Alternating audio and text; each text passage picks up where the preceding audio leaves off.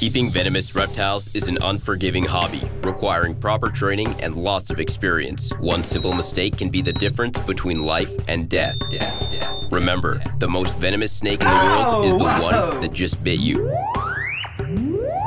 There are no venomous snakes with training wheels. Just because you see viperkeeper handle snakes a certain way does not mean you should try it too.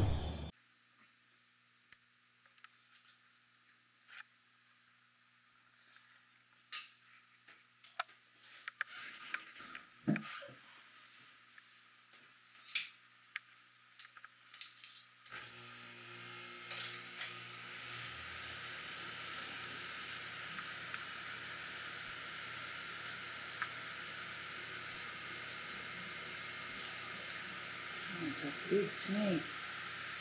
Yeah, that's a big Jamie.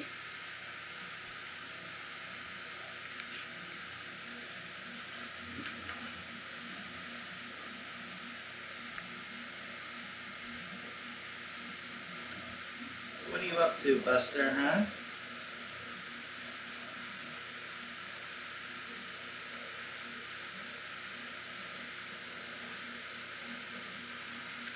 Unlike Elvis, Slinky's has to stay in the room here.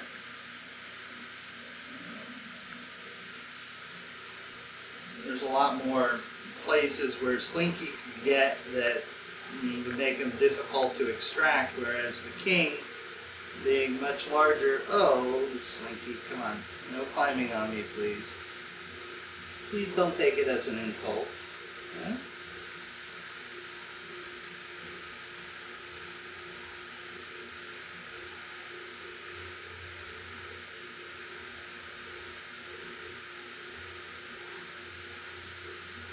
Hi. What are you doing? Well, he wants to climb on you. Yes, well, I don't want him to climb on me. He sort of takes it as an insult. I've seen him go into his cage and pout. Hi, bud. You're okay. Yeah, I know, you want to explore. No, I am not a tree, and you cannot explore my branches.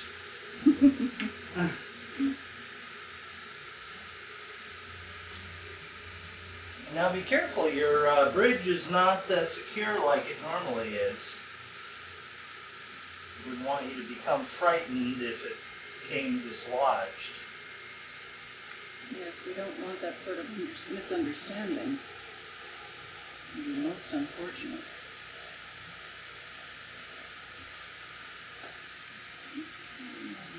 Well, you decided in was not the direction you wanted to go.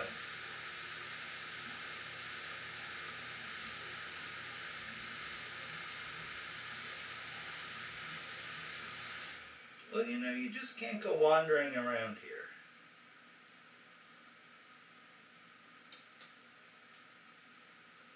Gonna visit the green mambas, huh?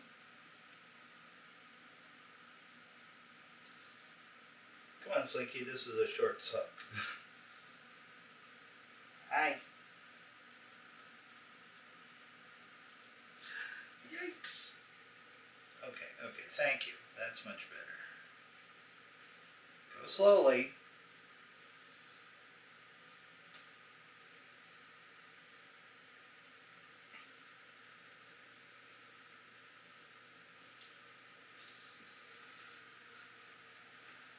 I am certain if I sat here, he would climb right over me to wherever he wanted to go with no harm, no foul. But that exceeds my comfort level. And for those folks that have been watching me for a number of years, I have a very wide comfort level with, depending on the animal and stuff. But you know, I just don't want to be climbed on by a mamba. It's just something that is not in my bucket list, and I just don't want it to check off. You know, you people were upset the other day when the king sort of made an abrupt change of direction and went sort of up and over my arm and stuff. Well, you know, I couldn't stop that, and if I tried to stop it, it may actually have drawn a bite. Sometimes you gotta be playing poker with these guys and know when to hold and when to fold. he's detected your handiwork. Mm-hmm. That is the cutting board where Mrs. Viperkeeper removes the limbs from frozen thawed mice to feed the baby horned bush vipers, and he's detected mice there.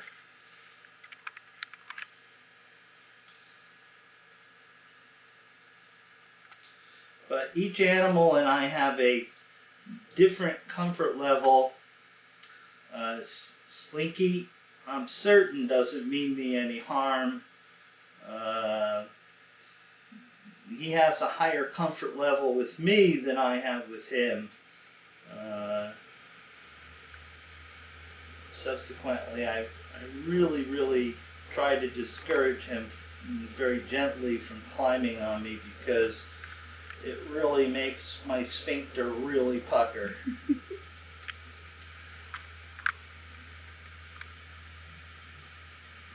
Well, is that interesting, huh?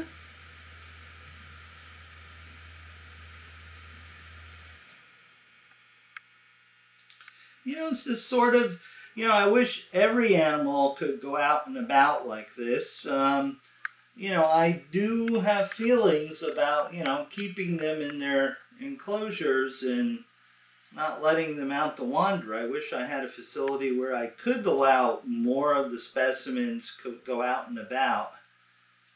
It's just not possible with everybody. Certainly the eastern browns aren't coming out for a wander. I doubt very much the Bothrops would ever do that, as well as the Pseudechus. I don't think so. The Mambas are much more of a thinking creature than the Bothrops. The Bothrops are very excitable and react on a number of different stimuli. So even if you are moving slowly with them, their heat sensors could trip a strike. These guys, mostly, if you moved really fast and startled them, yeah, that's when they could strike you. Even moving slow, a viperid or a pit viper, you could draw a strike. And it's something that I try very hard to suppress my natural instincts to get out of dodge, because sometimes that's not the best option.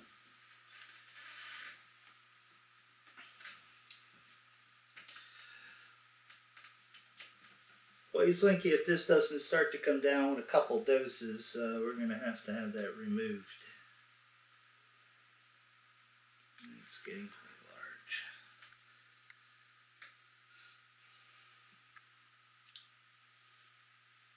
large. Is that tasty?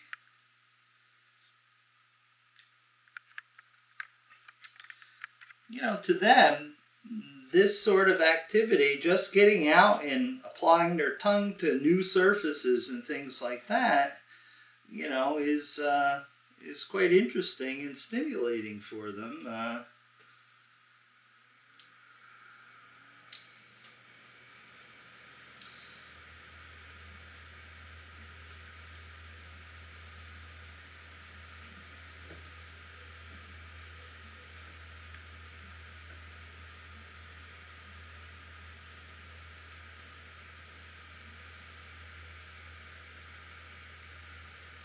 Hi, it's just me. Yeah, it's just me.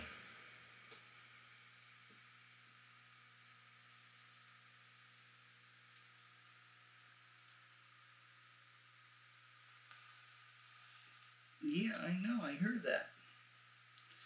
You just exhaled.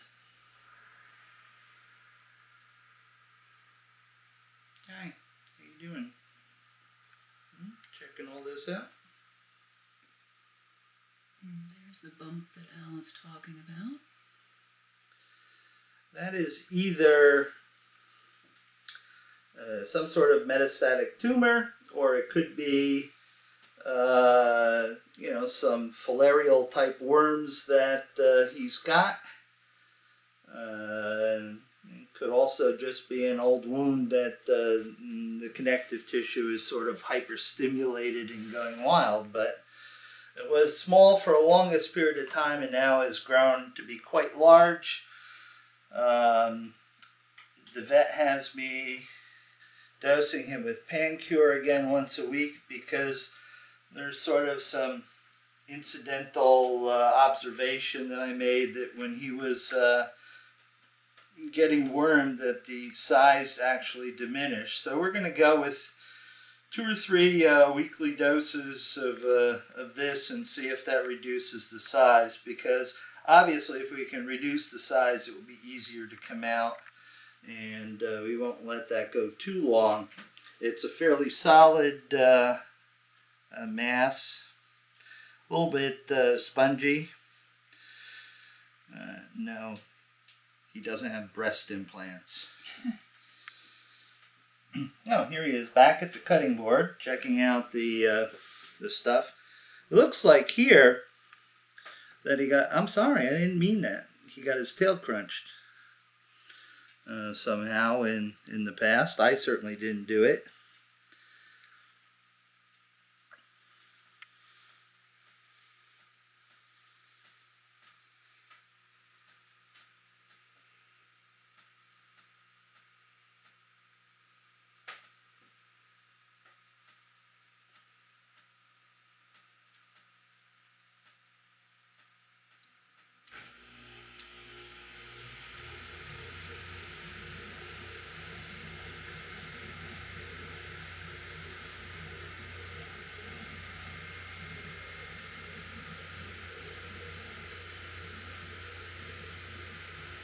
No, I don't think so.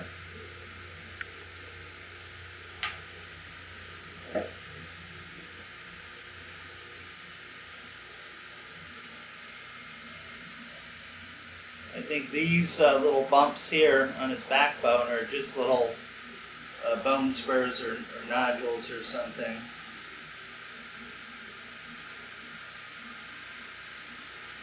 Have you had enough of a walkabout, huh?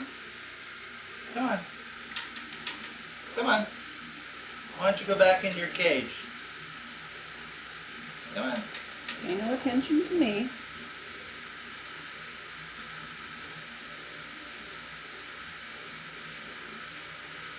Huh? Yeah, that's Mrs. Viperkeeper. She's probably less likely to disturb you than I would. Mm.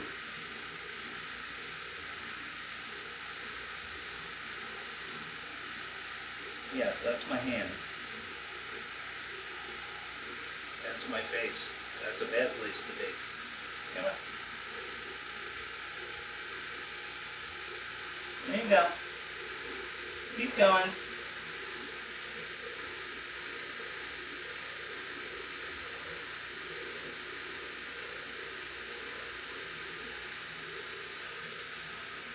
You'll have a chance to come out this weekend because your cage is going to get cleaned. Come on. I know, I took the bridge down. Wait, I wasn't done. Yes, that's exact thoughts right now. No, come on. Back in for now. It's nighttime, your lights are going off. Come on. Come on. Come on.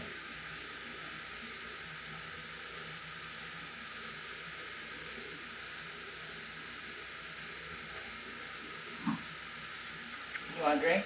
Huh? Yeah. At least wet your whistle before bed.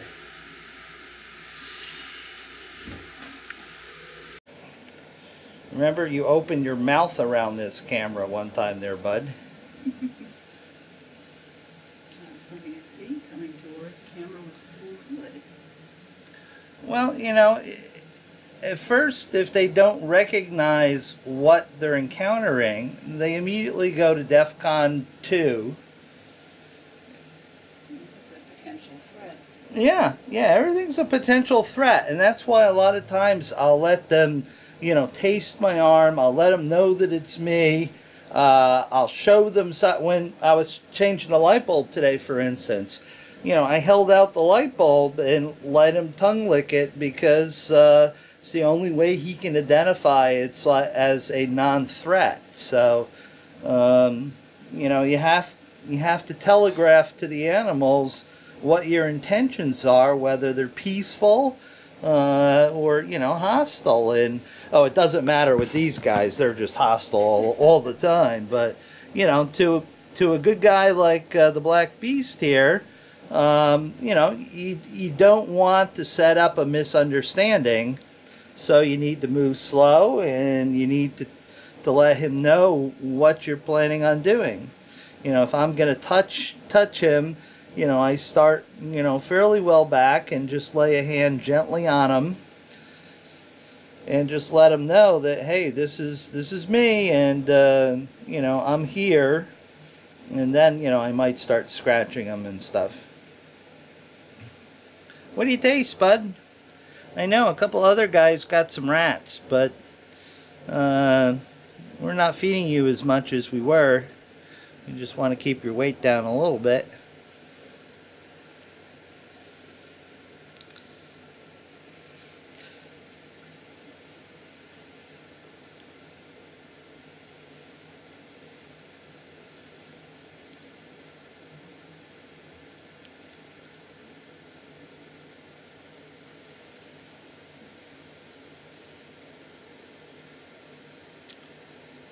Where you going, dude, huh?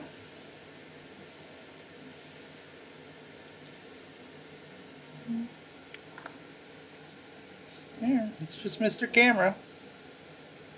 It's just Mr. Camera. He checked it out and decided it was not of any interest, and he's going about his business.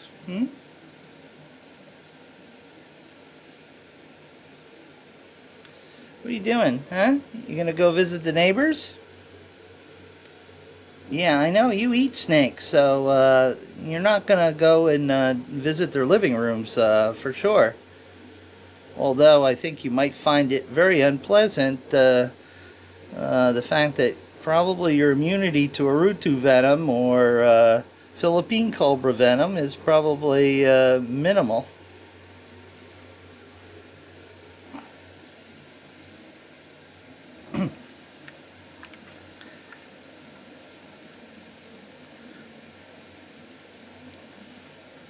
Now, you know, I don't normally, you know, stick the camera in his face, because that's the only time that I got him to spit, was when I stuck the camera in his face, and he totally sloshed the camera. It was like a real money shot,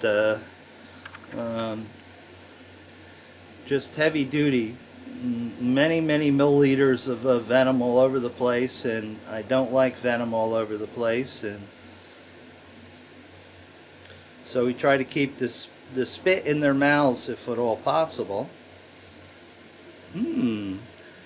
Are you examining the menu of next door? Ah, fillet of Mujinai.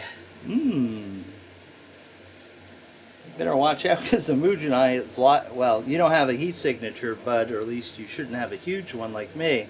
But the Mujinai might come forward to to take a close look, like, what the hell is that outside my living room window?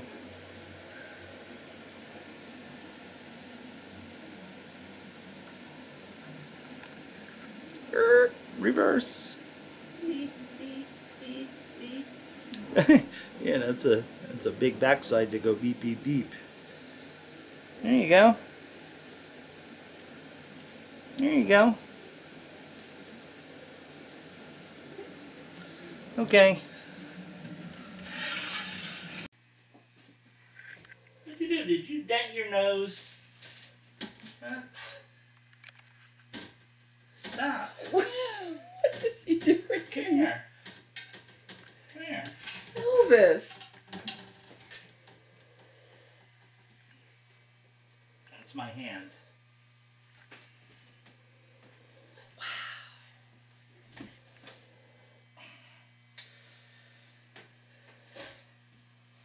You want this? I can't help it if you dented your nose.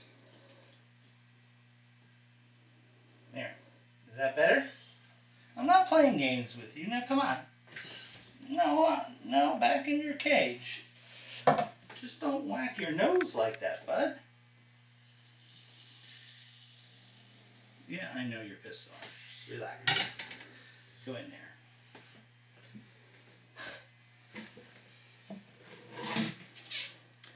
He's so temperamental. Mm-hmm.